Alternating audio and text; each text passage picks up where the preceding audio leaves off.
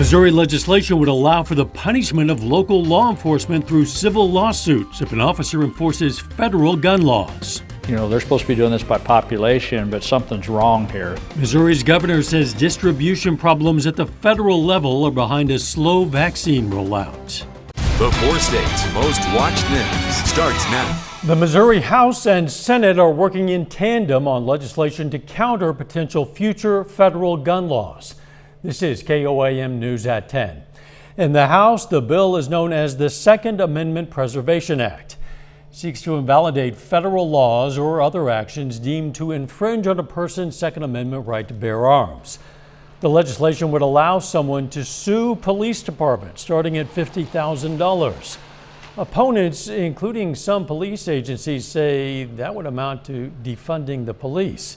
The state Senate is working on identical legislation. Legislation in Kansas aims to address backlogs in sexual assault kits. It would require all Kansas law enforcement agencies to adopt a written policy that says departments must submit all sexual assault kits to a forensic lab for analysis. It would also increase the number of years that unreported kits are retained by the KBI.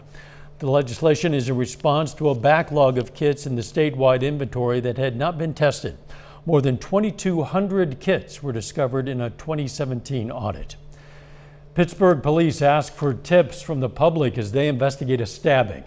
They say a 41-year-old man was stabbed in the abdomen last night. That man has since been released from the hospital but was unable to identify a suspect. They say police believe the stabbing happened at a Pittsburgh home, that it was not random, and that it was an isolated case. Checking in with Doug Heddy now. A fairly warm start to the day, but it's gotten chilly, Doug.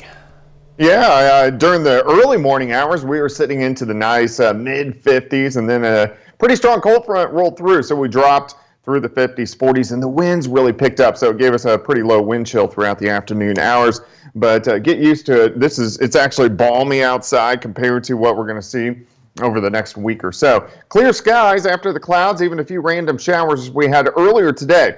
All of this is pushed off toward the east, so we look pretty good, at least for about the next 24 hours, and then, of course, we're going to see some more changes. Our temperatures are dropping back, and most of us are sitting into the mid-30s, and the winds aren't as strong as what we had earlier, but they're still kind of gusty out of the northwest, so it gives us a little bit of a wind chill. It makes it feel about 5 degrees colder than what it actually is. It gets cold for us tonight, but a lot to talk about over the next few days. We'll look at that here in just a bit. All right, we'll see you soon. Thanks, Doug.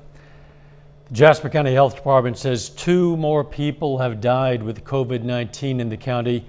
They were both men, one in his 60s, the other in his 70s. These latest deaths bring the county's total now to 129. Missouri Governor Mike Parson says the sluggish pace of COVID-19 vaccine distribution is a supply issue. Reporter Angie Ricano has more. You know, they're supposed to be doing this by population, but something's wrong here. The number of vaccines being shipped to Missouri clearly troubles Governor Parson. Today he addressed it in a governor's phone call with the White House. Because that's a real problem for us when you look at the shortage of doses for anybody. But somebody's getting those doses that should be coming to Missouri, so we need to find out why that is. Do you think that's going to change in the next few weeks based on that phone call? I most certainly do. Parson is now sold on vaccinations taking place through hospitals and the National Guard, expressing disappointment with pharmacies, saying they just weren't fast enough. But it's just a difficult, when the supply is not even close to meeting the demand, it's difficult whatever you do, and it's going to be a slow process, and you're not going to get vaccine as quick as people would like the vaccine. We learned many of us will now navigate 2 systems. There will be state vaccinations and some distributed at the federal level. Those will be through pharmacies. And there's no rule, there's no playbook for this. I mean, everybody's trying to figure out what is the best way to do this and how do you get it done. And the federal government don't have the answers either. Parson gives his office credit for allowing counties to decide if they want mask mandates. He's proud many Missouri children are in school, pointing out the numbers of children on free and reduced lunch. I think it all come back to a balanced approach. There's no easy answers. Nobody had the answers. And I will just tell you, I mean, whatever decisions you made, you could argue a lot of them both ways. You know, there was people that was very passionate on both sides of it. Again, that was Angie Ricano reporting. The healthcare marketplace is reopened. For the first time due to COVID-19, you can now apply for health coverage through the marketplace. Normally, applying for coverage out of the standard enrollment period would require special circumstances, such as a divorce or a birth, but now it's open to everyone. You need insurance. You cannot find affordable insurance. You work for a small business that doesn't give you affordable insurance. You don't have to prove anything. You can apply for this in this open enrollment period. You have until May 15th to apply in this special enrollment period. The Joplin Chamber of Commerce is giving its members a virtual tool to help improve their business. It's called the Chamber Academy. Features 130 classes covering everything from career development to sales and marketing. We're very excited. We've received a ton of great feedback from those businesses who have already signed up and started taking advantage of the on-demand video platform. The Chamber Academy is also open to non-chamber members for a fee. It's $19 per class. Stella Head, surely you've heard by now about a game that's happening this coming weekend, but we're learning the real competition is apparently happening at Irving Elementary School in Joplin, a battle of the principals and the nutritious way to show where your Super Bowl 55 loyalties lie.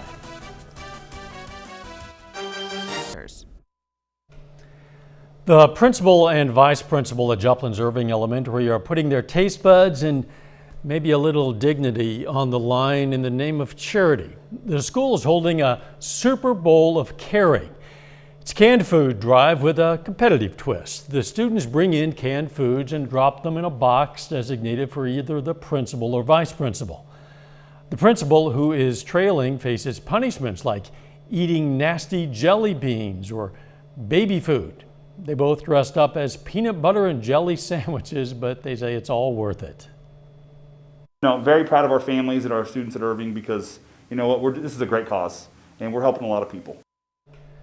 They should be proud. Students have donated around 1,000 cans so far. The vice principal holds a slim lead.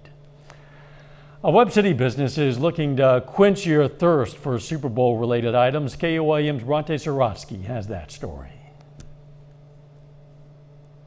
As the Super Bowl grows near, local businesses are finding ways to get into the spirit. Salty Sloth, a health drink business in Webb City, decided to create two new drinks, the Mahomie and the Brady. We originally were just going to do a Mahomie drink, and then we actually had a customer that walked in with a mask for the Buccaneers, and so I was like, okay, we can't just do one drink, we have to do one for each team, we got to be fair. Liam Harrison, a Tom Brady fan, is hoping for a Chiefs loss and is happy about there being two options. It's just kind of cool because you get like a Bucks versus Chiefs aspect of it within the, like in Salty Sloth, so just kind of, like I said, it just adds to the festivity of the times with the Super Bowl being around the corner. When Trey Frisbee, a huge Chiefs fan, was asked if he would try the Brady, his answer was very clear. If I was stranded on a desert and that was the only thing that I had available to me, I would try to drink the sand before I did that. Nope, not gonna happen. In the end, Salty Sloth just hopes their drinks get people excited for the game. In Webb City, Bronte Sorotsky, KOAM News. Salty Sloth says they've been selling more of their Mahomie drink than the Brady. You think? I would hope so. Hey, Chiefs fans are loyal. When you ask a Kansas City Chiefs fan how long they've been rooting for their team, they're probably going to say their whole life. Well, for one area Chiefs fan, that means a bit more than it does for others. Helen Hubbard is 101 years old. She's followed the team since it began decades ago, more than half her life ago, rooting for quarterbacks all the way back to Lynn Dawson. So what does she think of the young gun, Patrick Mahomes? He's done well, you know. And maybe they haven't been quite as strong this year, but they keep winning. And of course, if you're always going to root for a winner. Helen is a winner, and we are rooting for her. We love this woman. You can hear more from Hubbard during our Super Bowl special tomorrow on Fox 14 at 6:30 p.m. and Saturday here on Channel 7 at 6:30 p.m. Doug Hetty is up next with his complete forecast, and later this Super Bowl, a lot of focus is on the quarterbacks. One is arguably the greatest of all time. The other is Tom Brady. In sports, we're going to hear from Patrick Mahomes about the prospect of winning his second Super Bowl and maybe more. Yes.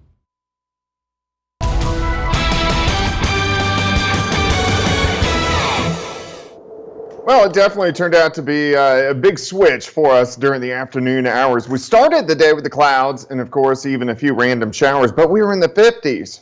And then the cold front rolled through and our temperatures really took a dip as we worked into the afternoon hours, and we're still kind of sitting pretty cold for us right now. Most of us into the mid-30s, 36 in Lamar, 39 in Welch.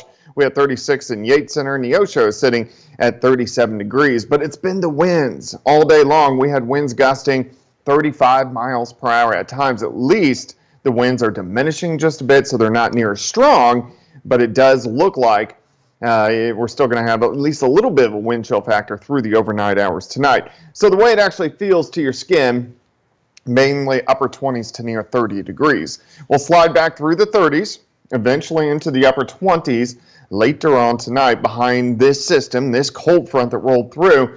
Thankfully, we cleared out right behind it, so at least we got some sunshine as we have worked into the afternoon hours. This whole storm system out of here, we look good for about the next 24 hours, and then, of course, we're going to have more changes which are going to start to roll in. You can see a storm system really from the Gulf of Alaska kind of pushing into western parts of Canada, and it's that system, very fast-moving little clipper system, which is going to push in as we head into Saturday and also bring in some Arctic air, something we haven't had this entire winter. We have not had one bout of Arctic air. Arctic air is the really cold air. So for us tonight, we drop back into the upper 20s. We'll have pretty much clear skies. A few clouds for us tomorrow, but a quick warm-up. Friday looks like a pretty good day. A 28 to start, 45 by noon, then a high temp right around 50 during the afternoon. So that's good, at least warmer than what we did see today. Changes roll in tomorrow night. Clouds thicken up. Here comes that fast-moving system. We should be dry tomorrow night, but by mid-morning on Saturday, we'll start to get a little rain-snow mix. Temperatures are going to be in the mid to upper 30s. It'll be all snow in our northern counties. Southern counties, it'll be mixed with a little bit of snow. And then this band just kind of works through. Temperatures will drop through the 30s, so we could have some accumulation on the roadways even. And then it'll push right on out of here. Here's 4 p.m., and then I think by 6, 7 o'clock, it should be gone. But look at the temperatures behind it. We drop well down into the teens, and we just don't rebound that much on Super Bowl Sunday.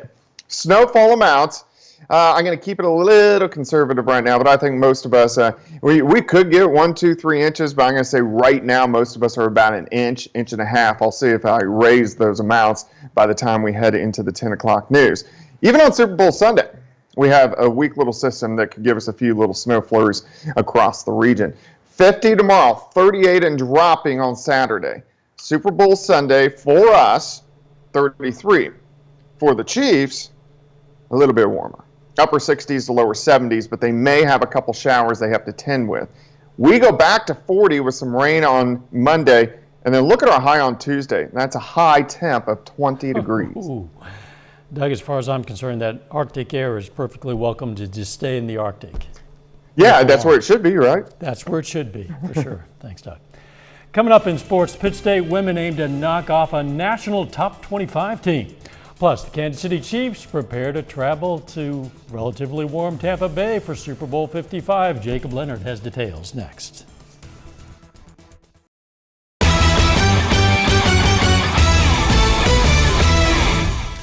The Pittsburgh State Gorillas are back at home tonight hosting Central Missouri. On the women's side, it's a big one for the Gorillas against one of the best teams in the country.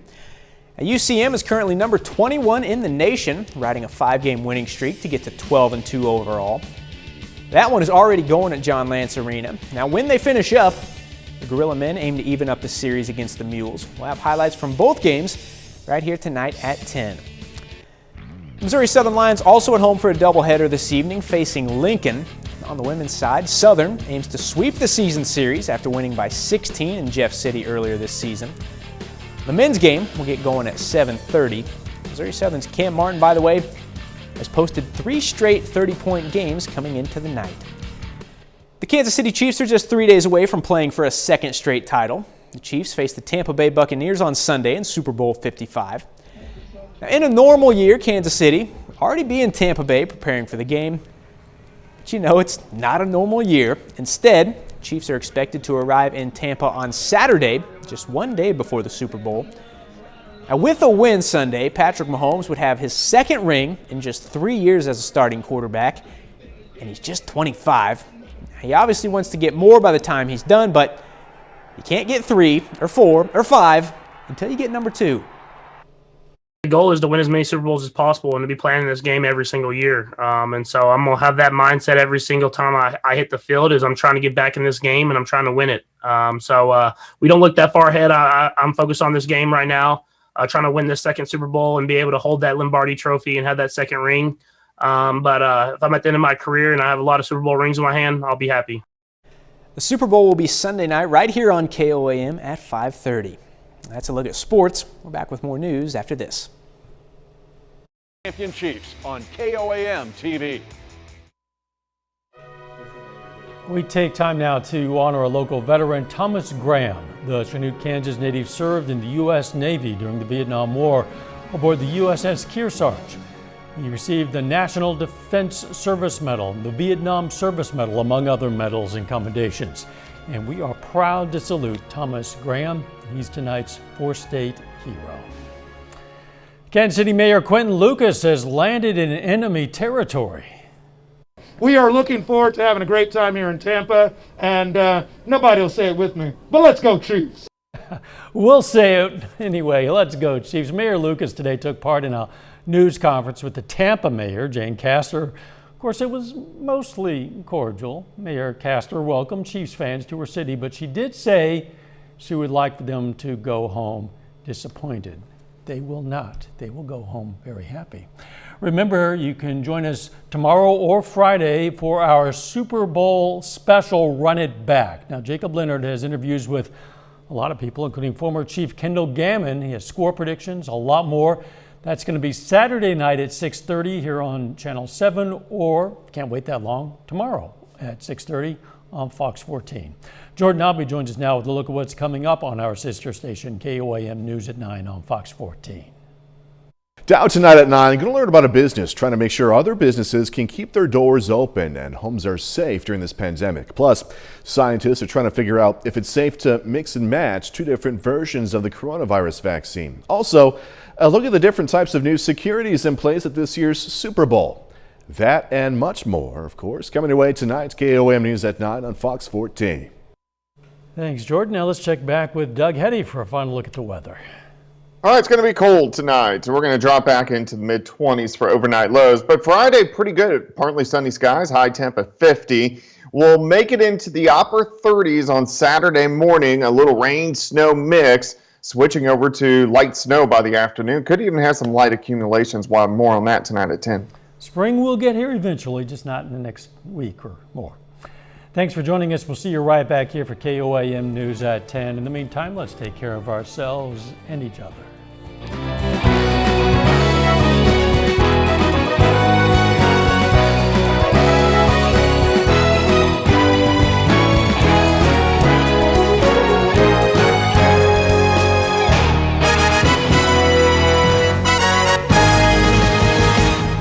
If you see